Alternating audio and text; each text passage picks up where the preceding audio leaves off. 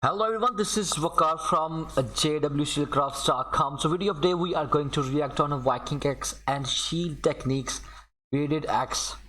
So I would love to I would love you guys to subscribe to the channel as well. So let's just get into this video and let's see what they have for us today. I'm here. Hi, Silkman. Today we're going to go over something that's not real common, you don't see. We want to do axe and shield techniques. Okay. And I had a lot of flack about people saying that the bearded axe was upside down. Okay, I know the beard goes down.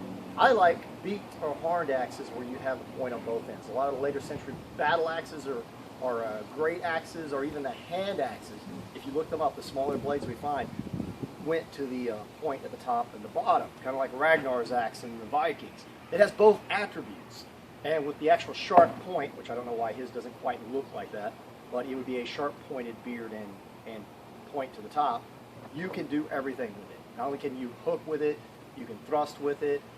It's slightly better if you're hitting flesh with it or something that you can cut with the tip so you don't have the back of the haft or shaft stopping you. But today we're going to work with the beard, so I have the beard down. I would love to. If there anybody who knows about the Viking Ragnar axe and other axes details in history, I would love to watch and react on to that video because I feel like there is a lot of history behind that. I would definitely love to have content for this. Anyway, let's just get into this video. This is the only real axe I have at the current time. If I had a hand axe or ux that was horned or beaked, I would use that if it had it on both ends, so then we have both attributes to the whole video. But I have a SCA version of this, which we're not saying this is an SCA technique today. We're starting a series. We're going to have a series of all different kinds of axe techniques. We're going to have throws, takedowns, hooking techniques, ones that would just be hooking techniques to injure the guy. Disarm. Today we're going to do a disarm. But the thing I'm trying to explain is none of this is probably feasible in conventional reenactment. Maybe in HEMA, if they allow you to do some disarms or something and you set it up that way, it was all right to disarm the guy and that's a win or whatever, maybe. But if you're actually going out in most practices, if the guy's disarmed or it's a tourney or a duel or something in the SCA, if the guy's disarmed, you have to stop fighting immediately. They're going to call a hold. No steel reenactment, if you disarm the guy unless he has a backup weapon, it's pretty dishonorable. It's not something you aim for. You aim for your specific targets, you use the control, you don't hit in certain areas. SCA, you pretty much go all out throwing blows like a maniac and everything that's legal. But just saying you don't normally aim to disarm the guy. You can, as people know, just to say this in the SCA so somebody doesn't argue with me, you can hook something if you're in a shield wall and you're all lined up to pull the spear, your polearm or your spear down, and that could get the guy killed in front of you. Yeah, we know that. You can trap a weapon if you can't get it back and he's pulling it. The funny thing is, back in the days when people were fighting with that swords and axes and everything, they needed a lot of training. And now, obviously, it's pretty easy. Not easy as, but definitely back then was harder. And physical activity was, and you had to be involved physically, and you needed strength techniques. There was a lot, and I am pretty surprised how the people were able to do that. So I think that's the only way they had so they could survive. Without that, they couldn't survive. So yeah, we need to know the history for sure. I have it, pull it down on it hard, he can't get it back. So yeah, we know that, but I'm just saying, conventionally you don't try to disarm the opponent. Today we are doing a disarm. Sorry if I made this intro too long, but we're entering whole new series of videos, axe and shield, and we'll be doing spear and shield and possibly getting some sword and shield. So I think I would love to react on other now what we're videos going as to do well. here is he's going to be attacking on this side to try to get around my shield. Now, Yeah, shield is already broken though. You could do, like come in and try to tip the other guy's shield and get around it and so on. But what we're doing is you cut with the line of the shield. So if he tries to cut with his line of the shield, but I do this and pull it that way, I just pulled his sword directly out of his hand. Now, he may not do this. What we just saw might not happen, that method. But the reason we're using the Boken, and it's not a Viking sword, we don't have the one Medieval Shop sent us yet because he sent it by ship because it was a little bit cheaper. And We're supposed to have one that's actually a steel reenactment blade that's X. That's what I'd rather be doing this with. But I'm using this also because if I accidentally hook his hand, this is going to hurt, but not the same. This is more of an SCA axe. Okay. Directly after the wheel. Having an SCA basket hill, But we've already found. another one, if he tries coming in the same way and I were to do the same thing, but he lets it come around this way, like he drops his arm, just let your arm go with it. Keep your arm straight and let it go with it. If it comes back around this way, it can still be pulled out. He tried as hard as he could to hold it.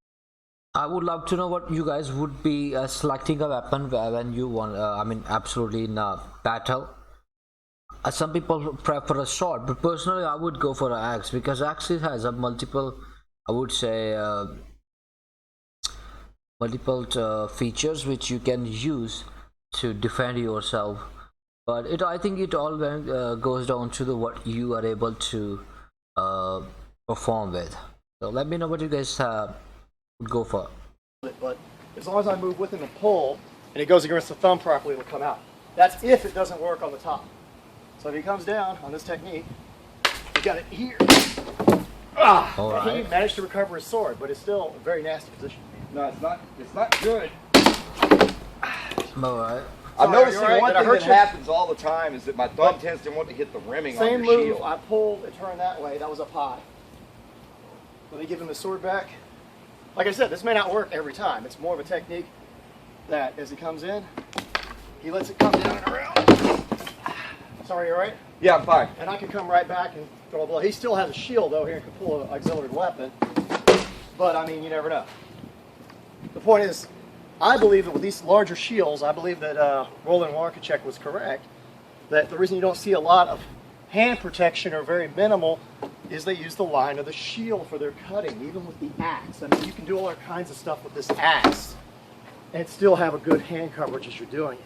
I mean, I know you can do stuff like this as well at opportune times and maybe get somebody off guard. Nothing wrong with those type of attacks. But as you see, that was his disarm, and I don't know if you all saw it well enough. Do you think we should do it from the opposite position? We can always change position, sure. Yeah. But this is just exploiting the hook. As he's coming in, oh, that was my bad. I've got to do it quickly. He recovered.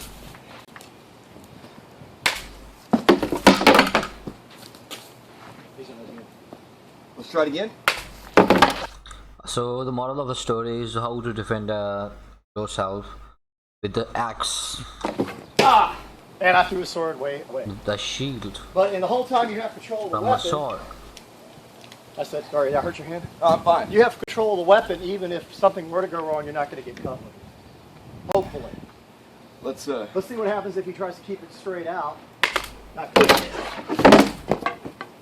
He lost his sword.